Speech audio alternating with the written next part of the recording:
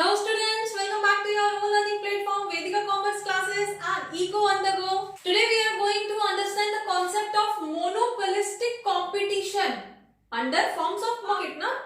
अब forms of market के अंदर we have understand the concept of both the perfect market and the monopoly. ठीक है? Now we are going to understand the monopolistic, which is the combination of both. दोनों का combination है. कुछ features उसमें perfect market के हैं, कुछ फीचर्स उसमें मोनोपोली के हैं. अब मोनोपोली के भी कौन से फीचर्स हैं, परफेक्ट मार्केट के कौन से फीचर्स हैं, और दोनों के कॉम्बिनेशन से एक नया फॉर्म ऑफ मार्केट निकल के आता है. और स्टूडेंट्स, मार्केट जो है वो प्लेस है जहां पे बायर्स और सेलर्स अपनी गुड्स या सर्विसेज को सेल परचेज करने के लिए मीट करते हैं. ठीक है, मार्केट वही मार्केट है जो आपके आसपास दिखती है. उसी मार्केट के अंदर सारी फॉर्म्स ऑफ मार्केट्स अवेलेबल होती हैं. ऐसा नहीं है कि आपको मोनोपोलिस्टिक मार्केट देखने के लिए कहीं और जाना पड़ेगा, या मोनोपोली देखने के लिए किसी और मार्केट में जाना पड़ेगा, या ओलिगोपोली कुछ अलग तरह की मार्केट होती है. ऐसा नहीं है. वही मार्केट जो आपके आसपास अवेलेबल है, उन्हीं मार्केट्स में ये सारे फॉर्म्स नजर आते हैं. अगर आप अपने आसपास ध्यान दोगे, थोड़ा प्रैक्टिकल होके इस चैप्टर को समझोगे तो बहुत इजी चैप्टर है, बहुत जल्दी से समझ आएगा और एग्जाम में एक लॉन्ग क्वेश्चन मिलता ही मिलता है, तो आपके लिए बहुत अच्छा होगा. फाइन, तो without wasting time let's come to the point and we are going to discuss monopolistic. Monopolistic में थोड़ा सा मोनोपोली और थोड़ा सा परफेक्ट मार्केट. ठीक है, तो जब हम मोनोपोली को कंपटीशन के अंदर पढ़ते हैं तो वो हमारा मोनोपोलिस्टिक बन जाता है. मतलब क्या है, यहाँ पे इस पर्टिकुलर मार्केट फॉर्म्स के अंदर बहुत सारे सेलर्स होते हैं, बहुत सारे बायर्स होते हैं. प्रोडक्ट समहाउ सेम टाइप का होता है. अगर हम एग्जांपल लेते हैं, डेली रूटीन में हम बहुत सारी चीजें यूज करते हैं, जैसे कि टूथपेस्ट, जैसे कि सोप, इस तरह की चीजें हम नॉर्मल लाइफ में यूज करते हैं ना. लेकिन सोप तो एक ही प्रोडक्ट है और ब्रांड्स कितनी है उसकी, बहुत सारी है. अगर हम सोप की बात करते हैं, सोप्स मल्टीपल ब्रांड्स की अवेलेबल हैं, लेकिन आपको जो ब्रांड यूज करनी है वही तो यूज करोगे. आप डेटॉल ही यूज करते हो, डेटॉल सोप ही यूज करते हो. ठीक है, तो उस केस में डेटॉल आपके लिए एक ब्रांड बन चुकी है. ठीक है, अब उस पर्टिकुलर प्रोडक्ट को यूज करने के लिए किसी दूसरे प्रोडक्ट को कंसल्ट करने की जरूरत नहीं है. आपको पता है मुझे डेटॉल सोप ही सूट करती है, मैं डेटॉल सोप ही यूज करूंगा. ठीक है, अब उसके प्राइस इंक्रीज हो जाए, डिक्रीज हो जाए, अब इस तरह के लॉयल कस्टमर्स उस ब्रांड के पास होते हैं तो कुछ टाइम के बाद वो अपनी मोनोपोली चलाना स्टार्ट कर देती है ना. अब मोनोपोली के अंदर हमने क्या पढ़ा था, पेट्रोल था, एक ही प्रोडक्ट था, दूसरे किसी के पास वो प्रोडक्ट अवेलेबल ही नहीं था. अब यहाँ पे हम क्या पढ़ रहे हैं, हम सोप की बात कर रहे हैं, तो सोप तो बहुत सारी दूसरी सोप्स अवेलेबल हैं, लेकिन क्योंकि कस्टमर लॉयल है, उसे तो डेटॉल सोप ही यूज करनी है, तो वहां पे आके समहाउ थोड़ी सी मोनोपोली नजर आ जाती है ना. इसलिए हम बोल रहे हैं कि मोनोपोली को जब हम कंपटीशन के अंदर पढ़ते हैं, अब मोनोपोली कितनी चला सकता है, जो हमने मोनोपोली के अंदर पढ़ा था उस लेवल की मोनोपोली तो यहाँ नहीं चल पाएगी, क्योंकि कस्टमर एक लिमिट तक ही तो बियर करेगा. अब मैं डेटॉल सोप यूज करता हूं, लेकिन उसके प्राइस बढ़ते ही जा रहे हैं, तो कब तक मैं लॉयल रहूंगा उसके लिए, कभी ना कभी तो उसका सब्स्टिट्यूट दूसरा मैं सर्च करूंगा ना. ठीक है, इसलिए ये मोनोपोली तो है लेकिन कंपटीशन के अंदर है. ठीक है, इसलिए हम इसको मोनोपोलिस्टिक बोलते हैं. Example, toothpaste, soaps, talcum powders, दिन भर में आप जितने प्रोडक्ट, आप एफएमसीजी वाले प्रोडक्ट्स यूज करते हो ना, वो सारे इसके एग्जाम्पल होते हैं. मल्टीपल ब्रांड्स में अवेलेबल हैं, लेकिन अपने आप में यूनिक है. चलिए, अब इसके फीचर्स की बात कर लेते हैं. Number of sellers and buyer हम अभी डिस्कस कर रहे हैं. बहुत सारे सेलर्स होते हैं, बहुत सारे बायर्स होते हैं, बहुत सारी पॉपुलेशन है उन प्रोडक्ट्स को यूज करने के लिए. अगर हम सोप का एग्जांपल लेके चलते हैं, फाइन हम सोप ही ले लेते हैं. ठीक है, तो सोप यूज करने के लिए पॉपुलेशन बहुत है हमारी कंट्री के अंदर, तो बायर्स तो बहुत है एंड सेलर्स भी तो बहुत सारी कंपनीज हैं जो सोप बना के सेल कर रही हैं. ठीक है, तो यहाँ पे बायर्स और सेलर्स दोनों ही बहुत सारे हैं, मैनी हैं, और ये फीचर किसका था? ये परफेक्ट मार्केट का फीचर था। चलिए नेक्स्ट, प्रोडक्ट। अब प्रोडक्ट कैसा है? अगेन सोप तो सोप है ना, होमोजीनियस प्रोडक्ट है, सेम टाइप का प्रोडक्ट है, लेकिन आइडेंटिकल नहीं है। अब होमोजीनियस प्रोडक्ट परफेक्ट का फीचर था, परफेक्ट कंपटीशन का फीचर था, है ना, लेकिन वहां पे कैसा प्रोडक्ट था? होमोजीनियस था, आइडेंटिकल था। मींस गेहूं है तो गेहूं ही है, उसका ना कलर चेंज हो सकता है, ना उसका कोई भी शेप चेंज हो सकती है। यहां पे क्या है? होमोजीनियस प्रोडक्ट तो है, साबुन तो है, काम वही करती है, लेकिन किसी की खुशबू अलग है। कोई कंपनी क्लेम करती है कि मेरी जो सोप है वो 99% जर्म्स को किल करती है, कोई क्लेम करता है कि मेरे प्रोडक्ट, मेरे सोप के अंदर खुशबू बहुत अच्छी है जो हमेशा फ्रेश रखती है, ब्ला ब्ला ब्ला। ठीक है, तो प्रोडक्ट तो सोप ही है, लेकिन फीचर्स क्या है? सबके अपने अपने अलग अलग हैं।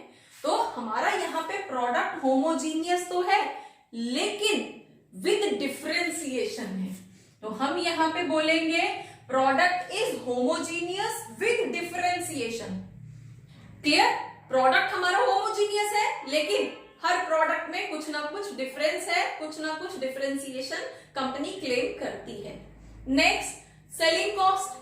अब डिफरेंशिएशन क्लेम करने के लिए कंपनी को कितनी एडवर्टाइज करनी पड़ती है? कस्टमर के माइंड को कैप्चर करने के लिए कितनी सारी एडवर्टाइज करनी पड़ती है? तो उसके लिए पैसा खर्च नहीं होता, बहुत सारा पैसा खर्च होता है। और वो जो पैसा खर्च हो रहा है वो कंपनी किससे वसूलेगी? कंज्यूमर से ही तो वसूलेगी। प्रोडक्ट को शो कर रही है, हमारा प्रोडक्ट इतना अच्छा है। लाइक हम दिवाली के पास में टीवी की एडवर्टाइजमेंट आती है ना, हम अपने टीवी में बैठ के देख रहे होते हैं, पर्टिकुलर कोई भी एलईडी या किसी का भी एडवर्टाइजमेंट आ रहा होता है, और उसके अंदर वो शो कर रहा होता है कि हमारे टीवी के अंदर आपको बेटर क्वालिटी पिक्चर्स मिलेंगी, हाई डेफिनेशन कलर्स मिलेंगे, और उन कुछ सेकंड्स के लिए हम ये भूल जाते हैं कि ये क्लियर पिक्चर, ये हाई डेफिनेशन कलर्स हम अपने टीवी में देख रहे हैं। इतनी अट्रैक्टिव होती है ना उनकी एडवर्टाइजमेंट, हम अपने ही टीवी में उसकी एड देख रहे हैं, उसकी हाई डेफिनेशंस को अपने माइंड में बिठा रहे हैं, और हम क्लेम कर रहे हैं हम नया टीवी लेंगे। ये भूल जाते हैं कि ये हाई डेफिनेशन पिक्चर हम अपने ही पुराने टीवी के अंदर देख रहे हैं, है ना।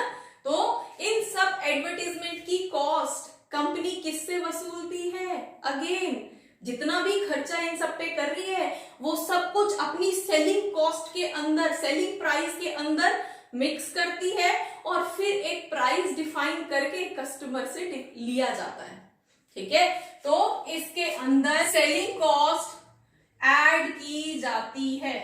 ठीक है, जो जितना ज्यादा एडवर्टाइज करेगा उसके उस प्रोडक्ट की कॉस्ट उतनी ज्यादा होगी, उस प्रोडक्ट की सेल उतनी ज्यादा होगी।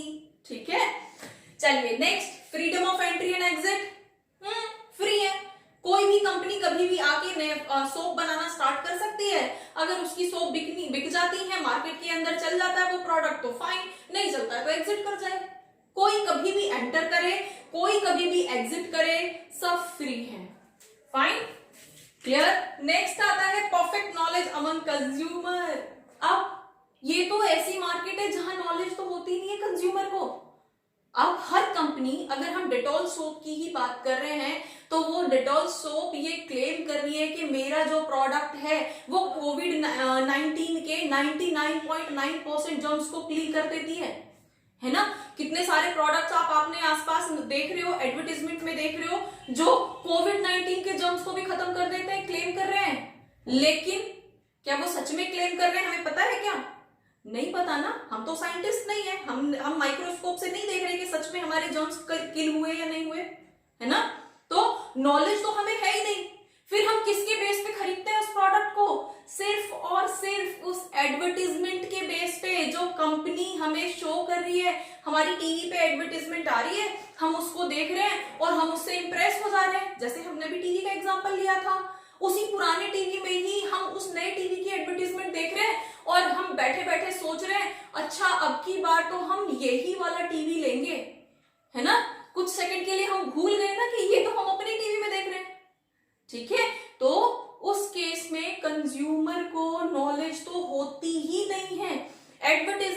अंदर जिस तरह से कंज्यूमर को पागल बना दिया जाता है वैसे ही कंज्यूमर बिलीव कर लेता है, और उसी बेस पे ही सेल होती है। क्लियर? तो हमारे पास यहाँ पे कंज्यूमर को कोई भी नॉलेज नहीं होती है, कोई भी मतलब रेशनल तो है, थोड़ा तो जानता है, लेकिन उस प्रोडक्ट की साइंटिफिक डीप नॉलेज उस कंज्यूमर को नहीं होती। ठीक है? जो लाइक च्यवनप्राश है, कुछ है, वो क्लेम कर रहे हैं कि ये आपकी बॉडी में इम्यूनिटी जनरेट करते हैं, इम्यूनिटी इंक्रीज करते हैं, हम सिर्फ गुड फेथ के अंदर उस प्रोडक्ट को कंज्यूम करना स्टार्ट कर देते हैं। क्लियर? हमें नॉलेज नहीं होती कि कितना एक्चुअली ये कौन से एलिमेंट को हमारी बॉडी के अंदर इंक्रीज कर रहा है। Next is pricing decision. अब प्राइसिंग डिसीजन किसके हाथ में होंगे? जब इतनी बड़ी बड़ी एडवर्टीजमेंट करके वो अपनी कॉस्ट इंक्रीज कर रहे हैं, इट मींस सेलिंग प्राइस भी तो खुद ही डिसाइड करेंगे ना। कंपनी खुद सेल्फ डिसाइड करती है कि उसके प्रोडक्ट का प्राइस क्या होगा। अब नेक्स्ट, नॉन प्राइस कंपटीशन। अब इसका क्या मतलब है? नॉन प्राइस कंपटीशन मतलब प्राइस का यहाँ पे कंपटीशन नहीं है। प्राइस तो ऑलमोस्ट जो सोप है वो ऑलमोस्ट मिल जाती है, उसी रेट में, उसी रेंज में मिल जाती है। सिमिलर टाइप के प्रोडक्ट्स की कॉस्ट भी ऑलमोस्ट सिमिलर टाइप की ही होती है, जब तक कि कोई स्पेसिफिक अपने आप में क्लेम ना करे कि मेरा प्रोडक्ट तो इस पर्टिकुलर फीचर के लिए है और प्राइस में ज्यादा ही लूंगा। ठीक है? तो अब हमारे पास यहाँ पे फिर प्राइस किसका है? उसी प्राइस में आपको डेटॉल सोप भी मिल रही है, उसी प्राइस में आपको ऑलमोस्ट लक्स भी मिल रही है, उसी प्राइस में आपको पियर्स भी मिल रही है। समहाउ मोर और लेस सब आसपास में ही रेंज होती है। तो क्वांटिटी ज्यादा किसकी बिकेगी? जो डिस्काउंट्स देगा, है ना, जो नए नए ऑफर्स देगा, जो बल्क सेल के लिए ऑफर्स देगा, उसका प्रोडक्ट बिकेगा ना। तो कंपटीशन यहाँ पे क्या है?